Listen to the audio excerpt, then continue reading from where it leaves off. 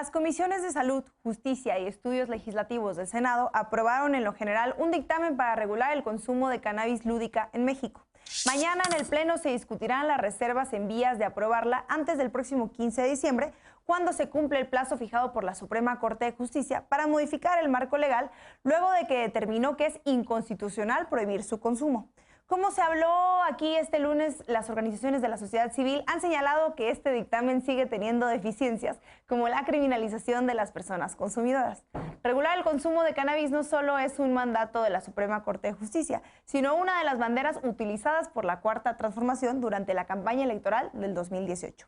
El Plan de Paz y Seguridad presentado en el 2018 por el entonces presidente electo Andrés Manuel López Obrador planteó reformular el combate a las drogas, señalando que es potestad del Estado determinar qué sustancias pueden ser consumidas por los ciudadanos. Según el plan, la regulación de estupefacientes está en vías de reducir las adicciones y la violencia. Semanas después, Olga Sánchez Cordero, entonces senadora, presentó una iniciativa que planteó legalizar la producción, distribución y consumo de cannabis. El coordinador de Morena en el Senado, Ricardo Monreal, que también firmó dicha iniciativa, dijo este domingo que México necesita regularizar tanto la cannabis como otras sustancias cuya producción, comercialización y consumo han sido motivo de prohibicionismo y estigmatizaciones. El proyecto de dictamen discutido hoy es el mejor camino. ¿Qué piensa el panel? Vamos a empezar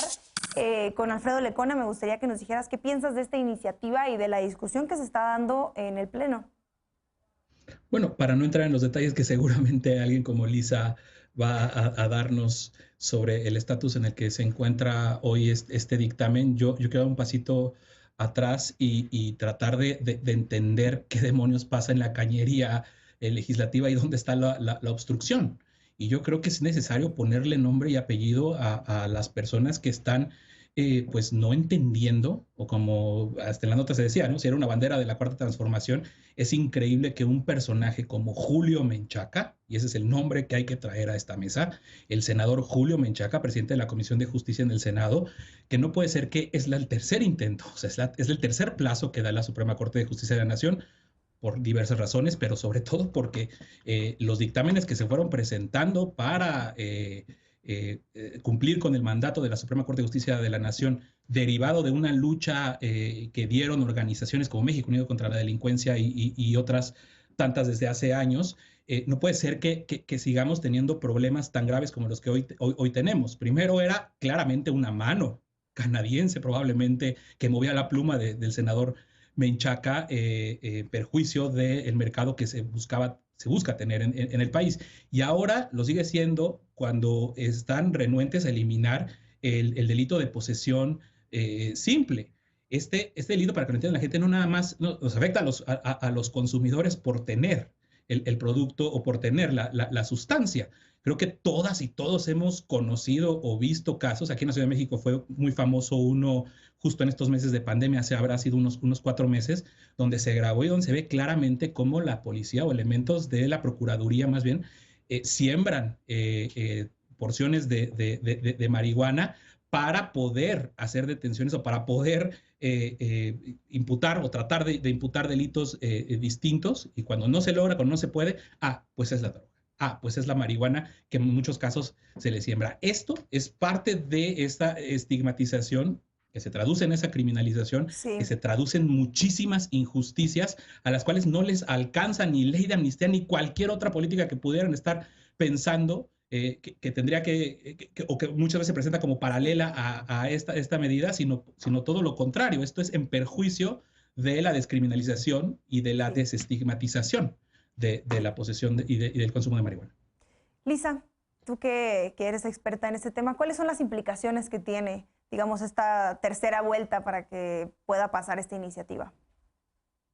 Pues déjame empezar justo por ahí, por el proceso legislativo, porque creo que una de las cosas que tenemos que tener bien claras es el grado de desaseo y confusión que prevalece en el Senado, específicamente en las Comisiones Unidas, que han cancelado y han pospuesto la votación en lo general y en lo particular de este nuevo dictamen, después de que meses de trabajo y sesiones ordinarias después desestimaron el dictamen que tenían aprobado del 4 de marzo, y que hoy en día aprobaron una cosa en lo general que no se puede publicar en Gaceta todavía, porque se supone que hay un grupo de trabajo permanente dentro de estas Comisiones Unidas que está trabajando una adenda, y ya mandaron el dictamen a pleno para que en el pleno se discutan las reservas. Entonces hay un desaseo del proceso legislativo en el sentido en el que el dictamen que aprobaron en comisiones no se discutieron sus reservas en comisiones, la van a mandar al pleno, pero el pleno va a discutir un dictamen con una adenda que no fue votada en las Comisiones Unidas, que no fue discutida en las Comisiones Unidas porque simple y sencillamente no existía al momento en el que sesionaron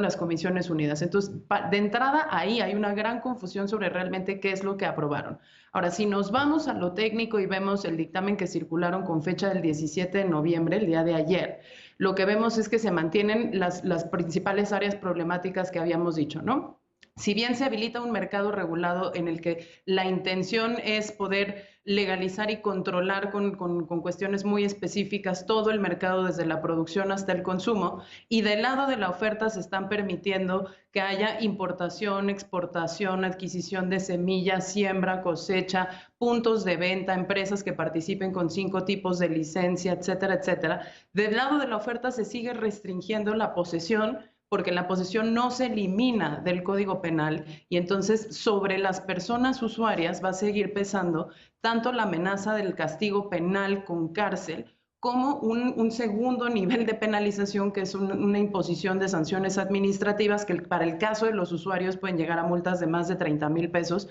simple y sencillamente por poseer una sustancia que para todos los demás efectos está legalizada en su oferta, pero no queda bien legalizada en su consumo. Y eso no elimina el principal problema de México con la prohibición, que es precisamente la criminalización y el sobreencarcelamiento de usuarios y personas que están en posesiones de cantidades menores de cannabis. Entonces, es un desaseo absoluto, el dictamen sigue siendo problemático en muchos otros niveles. Para no entrar en los detalles, en la página de México Unido hicimos un documento con el análisis técnico completo del dictamen, así como el dice debe decir y de todas las versiones anteriores. Pues sí me parece que es una gran oportunidad perdida y que mañana lo que prevalecerá será la confusión de los propios senadores y senadoras que no van a tener idea realmente de cuáles son los términos del dictamen que se supone que tienen que votar. Ojalá en diputados este trabajo sea muchísimo más diligente. Sí.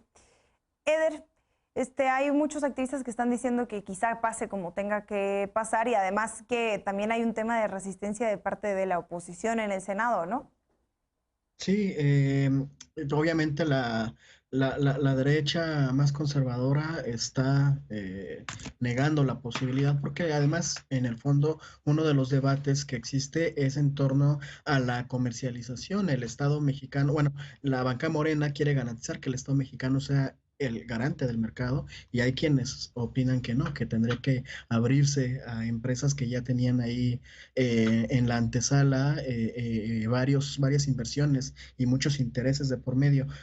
Yo veo un alto contraste en esta actividad legislativa del día de hoy en la Cámara de Diputados y en el Senado, y ambos estos contrastes por la misma bancada que es la de Morena.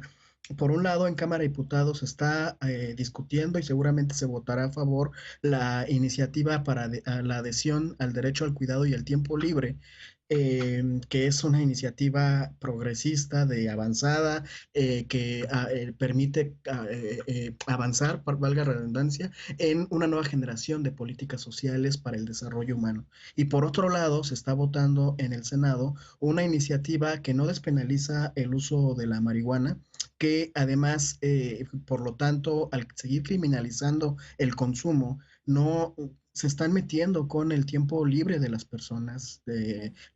adultas, consumidoras adultas, pero también, y lo que a mí más me preocupa, es que podría llegar a vulnerar a las personas cuidadoras, en el caso del uso medicinal de la cannabis, porque como no se está haciendo muy claro en el tema del consumo y de la demanda, de cómo adquirir y de cómo suministrar los productos medicinales, entonces sí podría llegar a vulnerar a las personas que cuidan a gente que depende de la cannabis. Entonces, esa parte me preocupa mucho, se tendrá que armonizar porque hay una incongruencia profunda. Daniela, ¿hay manera de subsanar este desaseo que mencionaba Lisa hace un momento? Pues creo que sería justamente seguir las recomendaciones de sociedad civil que se han estado realizando y los proyectos que han estado presentando, en especial en este tema de la despenalización de la posesión. A mí me gustaría hacer énfasis y relacionarlo un poco con lo que veníamos platicando de la falta de investigación a las violaciones graves a derechos humanos y ver por qué es importante, como garantía de no repetición, precisamente que la despenalización ocupe un lugar importante en esta reforma, ¿no? Y es el mantenerlo implica que ciertos grupos en condición de vulnerabilidad no solo terminen en la cárcel, sino también comprender la cadena ocupa este lugar en graves violaciones a derechos humanos, ¿no? Y retomo todas estas quejas que existen en contra de autoridades, tanto a nivel federal como a nivel estatal y municipal, en el cual al ocurrir todas estas detenciones, muchas veces terminan en graves violaciones a derechos humanos, ¿no? Empiezan por una detención arbitraria, por un abuso a la autoridad, por la fabricación incluso de pruebas, ¿no? Por extorsión, golpes y malos tratos, y en los peores escenarios, pues son estos mismos casos los que terminan en casos de tortura, de ejecuciones, de desapariciones forzadas, por tratar de justificar precisamente este tipo de operativos en contra de la delincuencia organizada y del narcotráfico.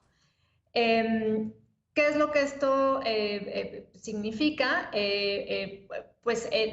una contradicción, otra vez, el tratar de estar regulando por un lado y por el otro, el permitir que estos, dejar la puerta abierta a que este tipo de abusos por parte de las fuerzas de seguridad sigan ocurriendo, ¿no? Por otro lado, hablar un poco también de la extorsión, en el cual entiendo que las multas administrativas también van a permanecer, las cuales también son desproporcionadas y las cuales también van a dar pie a que precisamente las personas usuarias que sean sorprendidas sean sujetas a la extorsión por parte de las autoridades para liberarlos de tener que ir a pagar esta multa excesiva, ¿no? Sí. Entonces, creo que es muy importante en este sentido que el Senado pues haga caso de las recomendaciones que se están haciendo, ¿no? No es nada más la regulación, sino es la prevención y una garantía de no repetición. Sí. Lisa, tú tenías levantada la mano hace un rato. Sí, rapidísimo. Lo que pasa es que hay una imprecisión en esto de que la bancada de Morena lo que quiere es que el Estado sea rector, es decir, sí aprende de otros modelos como el uruguayo y hace un instituto regulador de esto que va a tener además participación multisecretarial. Pero el problema justamente con este dictamen es que al tener tantos requisitos y barreras de entrada para precisamente la participación del mercado legal del lado de la oferta, ya al margen de la demanda, pues lo que va a resultar es un mercado que va a estar únicamente disponible para el gran capital y ese gran capital es extranjero. Entonces hay una mentira fundamental en que realmente están buscando el bienestar de México cuando no están tomando en cuenta las necesidades de los más vulnerables que son criminalizados por el consumo, pero donde tampoco necesariamente están facilitando las cosas para que los pequeños productores y el campo mexicano pueda participar de ese mercado legal y todo lo contrario, se mantienen un montón de requisitos incluso para la adquisición de semillas que hará imposible virtualmente trasladar la producción instalada que ya hay de cannabis en México y que no se puede comprar en los bancos de semilla de Monsanto a un mercado legal, pues en detrimento de un montón de gente que hoy está cooptada por el crimen y capturada en ese cultivo y declarado ilícito y que tampoco va a poder participar de los beneficios de un mercado regulado porque se le están poniendo tantas trabas desde la siembra hasta el empaquetado de los productos que va a ser materialmente imposible para alguien que no tenga el dinero de las grandes empresas canadienses, estadounidenses, israelíes o británicas. Entonces,